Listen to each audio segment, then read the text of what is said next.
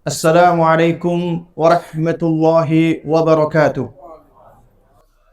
إن الحمد لله نحمده ونستعينه ونستغفره ونتوب إليه ونعوذ بالله من شرور أنفسنا ومن سيئات أعمالنا. من يهده الله فهو المهتد ومن يضلل فلن تجد له وليا مرشدا.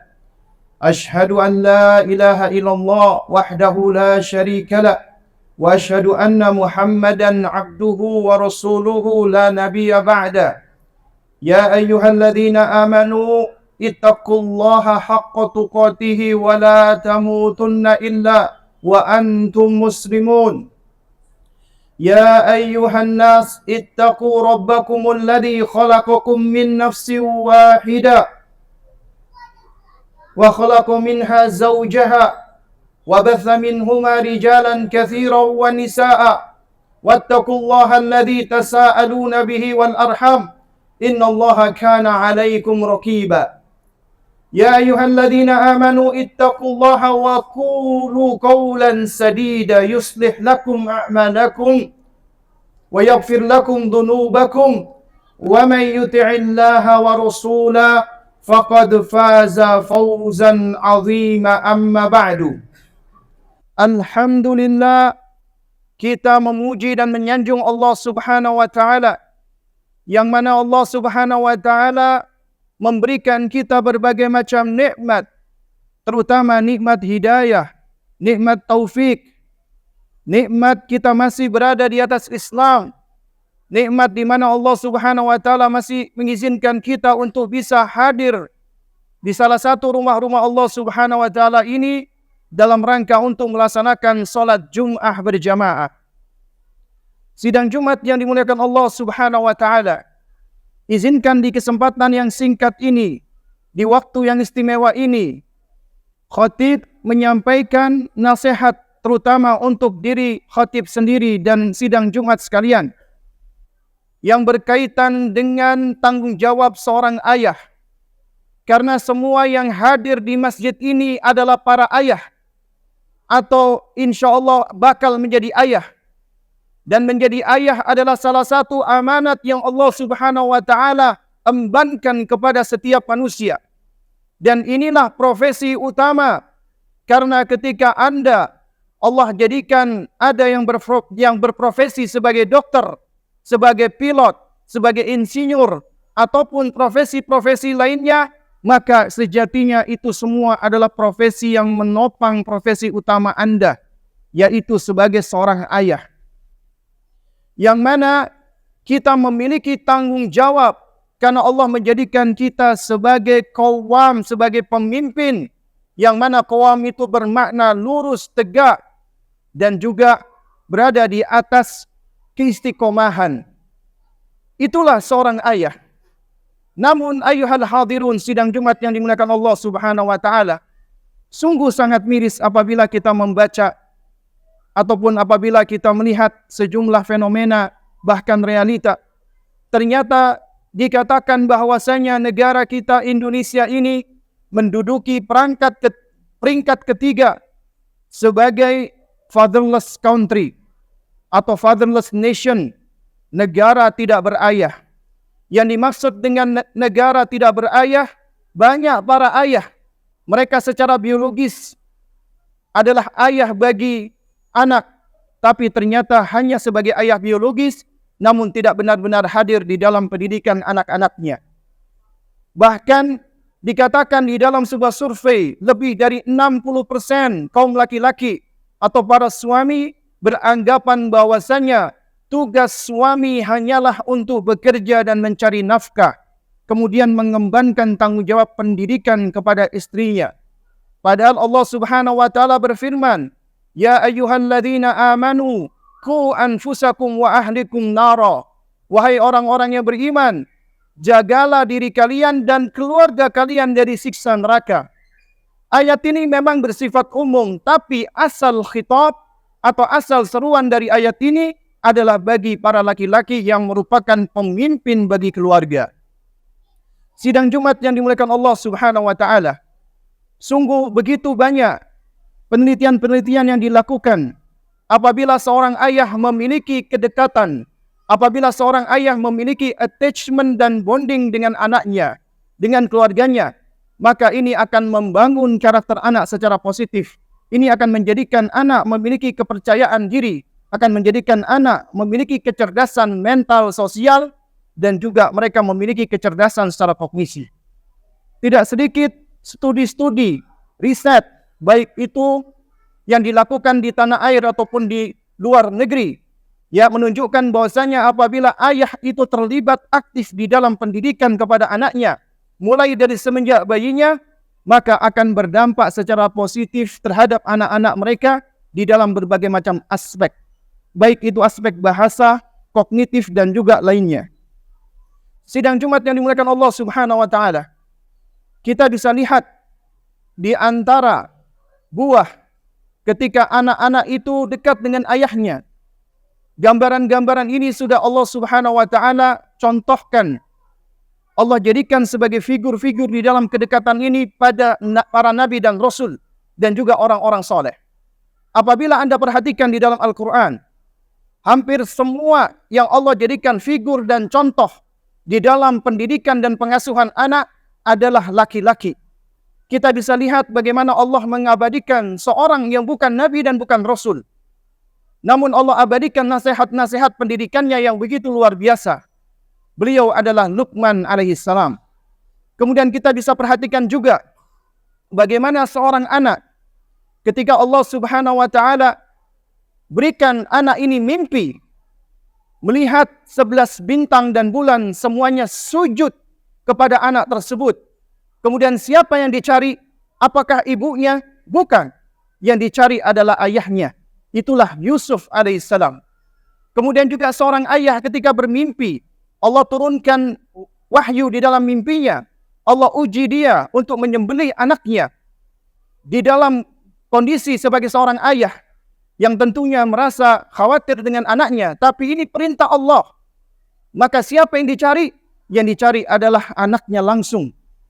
Beliau adalah figur Ibrahim alaihissalam dan putranya Ismail. Karena itu wahai para ayah, Anda semua sejatinya Allah telah membekalkan kepada diri Anda. Allah telah menjadikan Anda semua sebagai seorang pemimpin, sebagai seorang ra'in, yang mana Allah akan meminta pertanggungjawaban kita semua. Dan kita semua memiliki tanggung jawab sebagai pelindung dan pemelihara orang-orang yang berada di bawah tanggung jawab kita, yaitu anak-anak dan keluarga kita atau istri kita. Kita juga diberikan Allah sebagai penanggung jawab untuk memberikan nafkah al-mu'il, yang tugas kita men-provide kebutuhan-kebutuhan utama keluarga kita, baik itu sandang, pangan, dan papan. Kita juga punya tanggung jawab sebagai seorang mursyid, sebagai seorang murabbi, sebagai seorang muallim, sebagai seorang mudarris, yang tugas kita memberikan irsyad, bimbingan, yang tugas kita mengajarkan ilmu, yang tugas kita mendidik anak-anak dengan durus pelajaran-pelajaran yang bermanfaat, agar mereka bisa tumbuh menjadi hamba-hamba Allah yang seutuhnya. Bukankah kita semua tahu dan sadar bahwasanya ketika Allah Subhanahu wa Ta'ala menciptakan manusia, maka tujuan utamanya tidak lain dan tidak bukan adalah untuk beribadah kepada Allah. Tapi perhatikan betapa baiknya Allah Subhanahu wa Ta'ala. Ketika Allah hadirkan manusia di muka bumi ini, Allah tidak serta-merta langsung memberikan kewajiban kepada manusia untuk beribadah kepada Allah, tapi diberikan kesempatan manusia ini untuk bertumbuh dan berkembang hingga mereka ready, hingga mereka siap untuk mengemban tanggung jawab ini. Dan itulah tugas kita orang tua. Tugas kita adalah mempersiapkan anak-anak kita agar mereka bisa menjadi hamba Allah yang seutuhnya, agar mereka bisa menjadi hamba-hamba Allah yang sebenarnya, yang mereka tahu tujuan hidup mereka tidak lain dan tidak bukan adalah untuk beribadah kepada Allah Subhanahu wa Ta'ala. Jamaah sidang Jumat yang dimuliakan Allah Subhanahu wa Ta'ala, bukankah kita yang menjadi sebab hadirnya anak kita di muka bumi ini? Dan kita tahu bahwasanya dunia ini adalah darul ibtila, darul imtihan, negeri cobaan, negeri ujian. Allah menguji kita. Siapa di antara kita yang benar-benar layak untuk kembali kepada Allah dalam keadaan yang paling baik? Allah sediakan surga bagi mereka yang taat kepada Allah. Dan Allah sediakan neraka bagi mereka yang durhaka dari Allah Subhanahu wa taala. Karena itulah tugas kita. Kita harus berusaha menghantarkan anak-anak kita yang menghadirkan mereka, sebab hadirnya mereka di muka bumi ini, maka kewajiban kita adalah menghantarkan mereka kembali kepada pemiliknya, yaitu Allah, dengan sebaik-baiknya. Itulah amanat Allah Subhanahu wa taala. Anak adalah amanat Allah. Anak bukan milik kita, bukan kepunyaan kita, tapi anak adalah milik Allah Subhanahu wa taala. Allah titipkan kepada kita. Dan baiknya Allah Azza wa Jalla, betapapun, bagaimanapun dan berapapun jumlah anak kita, Allah sudah berikan kepada kita kemampuan untuk mengemban tanggung jawab ini. Artinya tidak ada alasan apakah aku mampu atau tidak mampu, sanggup atau tidak sanggup untuk mengasuh dan membesarkan anakku. Karena sejatinya Allah sudah berikan kemampuan tersebut. Allah sudah berikan kita istitoah kemampuan untuk bisa menghantarkan anak kita, keluarga kita menuju kepada surganya Allah Subhanahu wa taala. Jadi yang menjadi pertanyaan bukanlah kemampuan atau kesanggupan, tapi kemauan. Ini yang menjadi pertanyaan. Mau atau tidak? Bukan mampu atau tidak mampu. Karena apabila kita benar-benar berusaha untuk mempergunakan bekal yang Allah berikan, sembari meminta pertolongan kepada Allah, maka Allah akan berikan pertolongan kepada kita. Allah akan berikan taufiknya kepada kita. Allah akan berikan ma'unahnya, pertolongannya kepada kita. Dan kita akan bisa bersama-sama kita pimpin keluarga kita menuju kepada Allah Subhanahu wa taala. Dan ketahuilah ayuhal hadirun, bahwasanya seorang ayah bukanlah seseorang yang mengajarkan anaknya bagaimana cara untuk hidup, tapi seorang ayah adalah sosok yang mencontohkan, yang menjadi contoh bagi anaknya bagaimana untuk bisa hidup yang sebaik-baiknya. Karena sejatinya wahai para ayah, ketika Anda mendidik anak-anak Anda, maka sejatinya Anda sedang mempersiapkan keturunan dari anak-anak Anda. Anda sedang mempersiapkan generasi-generasi yang kelak mereka akan menjadi estafet amal kita, meskipun kita sudah berkalang tanah. Tidakkah kita mengingat sabda Nabi yang mulia alaihi salatu wassalam, di mana beliau menceritakan, wa annar rajula la turfa'u darajatuhu fil jannah. Ada seorang laki-laki, Allah angkat derajatnya di dalam surga. Allah sudah masukkan laki-laki ini ke dalam surga. Darun Na'i, negeri penuh dengan kenikmatan. Tempat yang penuh dengan kenikmatan. Siapa yang Allah masukkan ke dalam surga, itulah kemenangan yang besar. Tapi Allah angkat lagi derajatnya. Karena di dalam riwayat dikatakan surga Allah itu ada 100 level, 100 tingkatan. Tingkatan yang paling tinggi adalah Al-Firdausul A'la. Siapa yang masuk ke tingkatan paling rendah, itu sudah merupakan nikmat yang sangat besar. Diangkat lagi oleh Allah derajatnya. Sudah masuk surga diangkat. Kemudian dia bertanya, wa anna li hadha, dari mana aku dapatkan ini ya Allah? Dari mana aku bisa terangkat derajatku? Udah nikmat masuk surga diangkat lagi ke kenikmatan yang lebih tinggi. Maka wakila lahu, dikatakan kepada laki-laki tersebut, bistighfari waladika laka, lantaran istighfar, permohonan maghfirah, permohonan ampun anak-anakmu untukmu. Itulah anak-anak soleh. Yang anak-anak ini mereka selalu mendoakan orang tuanya. Sungguh ya ayuhal hadirun, sidang Jumat yang dimuliakan Allah, sejatinya bukanlah nikmat yang besar, bahkan bisa menjadi ujian yang besar apabila kita mendidik anak-anak kita hanya fokus kepada dunia. Dia mendapatkan jabatan mentereng, dia mendapatkan dunia yang begitu luasnya, kemudian dia memiliki harta yang berlimpah, tapi ternyata dia lupa dengan Allah. Kemudian dia lupa dengan orang tuanya. Dan betapa banyak di hari tuanya kita sebagai para orang tua tidak dibersamai oleh anak-anak kita. Sebagaimana ketika mereka masih kanak-kanak, kita sibuk tidak membersamai mereka. Alasan sibuk kita karena apa? Untuk mencari nafkah, untuk bisa membesarkan mereka. Tapi kita lupa untuk memberikan asupan nutrisi hati dan akal mereka. Kita lupa untuk menunaikan hak mereka, untuk dididik dengan sebaik-baiknya, untuk dibimbing dengan sebaik-baiknya. Sehingga akhirnya mereka pun melakukan hal yang sama. Al-jaza'u min jinsil amal. Balasan sesuai dengan jenis perbuatan kita. Namun berbeda halnya apabila Allah karuniakan kepada kita anak. Mungkin dia tidak punya jabatan yang mentereng. Mungkin dia hanya memiliki harta yang sedang-sedang saja, cukup. Tapi lisannya tak pernah berhenti dari mendoakan orang tuanya. Rabbighfirli wali walidayya. Wahai Rabbku, ampuni aku dan ampuni kedua orang tuaku. Maka sejatinya inilah yang akan lebih bermanfaat.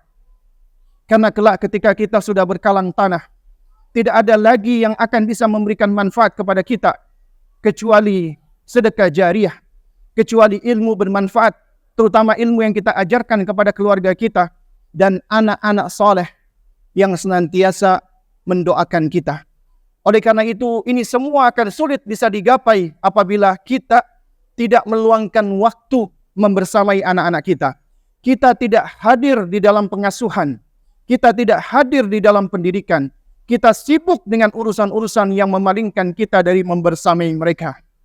Padahal dikatakan bahwasanya afdolul hadiyah fi auladika hiya huduruka. The best presents for your kids is your present. Sebaik-baik hadiah bagi anak-anakmu adalah kehadiranmu. Percuma kita berikan mereka hadiah bermacam-macam, tapi ternyata mereka tetap bermain dengan sendirinya. Mereka tidak didampingi dan tidak dibersamai oleh kita sebagai ayahnya. Aqulu qawli hadha wastaghfiruhu al-azim al-jalil li wa lakum wa li jami'il muslimin min kulli dhanbin fastaghfiruhu fa innahu huwal ghafurur rahim. Alhamdulillah, alhamdulillahi alladhi arsala rasulahu bil huda wa dinil haq liyudhhirahu ala ad-din kullih. Alhamdulillahi wassalatu wassalamu ala rasulillah wa ala alihi wa sahbihi wa man walah amma ba'du. Sidang Jumat yang dimuliakan Allah Subhanahu wa taala. Izinkan di khutbah penutup, di khutbah kedua ini, khatib membacakan nasihat dari seorang ulama murabbi, seorang ulama rabbani, Al-Hafidh Ibnul Qayyim rahimahullah, yang mudah-mudahan bisa menjadi nasihat bagi kita semua. Di mana beliau rahimahullah mengatakan, wa kam mimman ashqa waladahu wa fidzata kabdihi fid dunya wal akhirah bi ihmanihi wa tarki ta'dibihi. Betapa banyak para ayah, betapa banyak orang tua yang menyengsarakan anak-anaknya, menyengsarakan buah hatinya di dunia dan di akhirat. Karena apa? Karena menelantarkannya dan tidak mendidik anaknya tersebut. Kemudian kata Ibnu Qayyim rahimahullahu ta'ala, wa i'anatihi lahu ala syahawatihi. Dan orang tuanya itu hanya mensupport, mendukung anaknya di dalam urusan syahwatnya. Anaknya dimanja-manjakannya, diikuti semua kemauan dan keinginannya. Padahal di dalam pendidikan kita nggak boleh memenuhi semua kemauan dan keinginan anak. Tapi kita wajib memenuhi kebutuhan anak. Karena mereka perlu belajar bahwasanya di antara pelajaran kehidupan tidak semua keinginannya dipenuhi. Tidak semua keinginannya bisa didapatkan. Oleh karena itu, ini termasuk perbuatan yang keliru yang dilakukan oleh orang tua. Kemudian kita lanjutkan kata Ibnul Qayyim rahimahullahu ta'ala. Wa yaz'amu annahu yukrimuhu wa qad ahanahu. Orang tua itu mengira bahwasanya dia sedang memuliakan anaknya. Dia mengira dia sedang menyayangi anaknya. Padahal sejatinya dia sedang menghinakan anaknya. Wa annahu yarhamuhu. Dia mengira bahwasanya dia sedang mencintai atau menyayangi anaknya. Wa qad dhalamahu. Padahal sejatinya dia sedang menzalimi anaknya. Wa idza i'tabartal fasada fil aulad. Apabila engkau perhatikan, kata Ibnu Qayyim, ya, al-fasad, kerusakan-kerusakan fil aulad yang dialami oleh anak-anak, ra'aita amatahu min kibalil aba. Engkau perhatikan bahwasanya faktor utamanya, sebab utamanya adalah karena para ayah, karena para bapak. Karena beliau juga mengatakan aktsarul auladi innaha ja'a fasaduhum min kibalil aba. Mayoritas anak itu mengalami kerusakan lantaran karena pengabaian dan kurangnya perhatian ayah-ayah mereka kepada anak-anak mereka. Karena itu kata Ibnu Qayyim rahimahullahu taala, faman ahmala ta'lima waladih ma yanfa'uhu wa tarakahu suda faqad asa'a ilaihi ghayatal isa'ah. Siapa yang tidak memberikan perhatian terhadap pendidikan yang bermanfaat untuk anak-anaknya dan mengabaikan anaknya begitu saja, maka sungguh dia telah merusak anaknya dengan kerusakan yang besar. Dan kita memohon kepada Allah agar Allah Subhanahu wa taala memberikan taufiknya kepada kita semua, agar kita diberikan hidayah, agar bisa menjadi ayah-ayah yang saleh, ayah yang bisa menjadi uswah atau contoh teladan yang baik bagi anak-anak kita. Innallaha wa malaikatahu yusalluna 'alan nabi ya ayyuhalladzina amanu sallu 'alaihi wa sallimu taslima. Allahumma ighfir lil muslimina wal muslimat wal mu'minina wal mu'minat al ahya' minhum wal amwat innaka sami'un qaribun mujibud da'awat. Allahumma a'izzal islam wal muslimin wa adhillash syirka wal musyrikin. Allahumma ansur ikhwanana al muslimina fi Filistin. Allahumma ansur ikhwanana al muslimina fi kulli makan. Allahumma ansur ikhwanana al muslimina fi Gaza wa fi Rafah wa fi kulli makan. Rabbana la tuzigh qulubana ba'da idh hadaytana wa hab lana min ladunka rahmah innaka antal wahhab. ربنا هب لنا من الصالحين ربنا هب لنا من الصالحين ربنا هب لنا من الصالحين ربنا اجعلنا مقيم الصلاة ومن ذريتنا ربنا وتقبل دعاء ربنا اغفر لنا ولوالدينا وللمؤمنين يوم يقوم الحساب ربنا آتنا في الدنيا حسنة وفي الآخرة حسنة وقنا عذاب النار وصلى الله على نبينا محمد وعلى آله وصحبه ومن تبعهم بإحسان إلى يوم الدين وآخر دعوانا الحمد لله رب العالمين.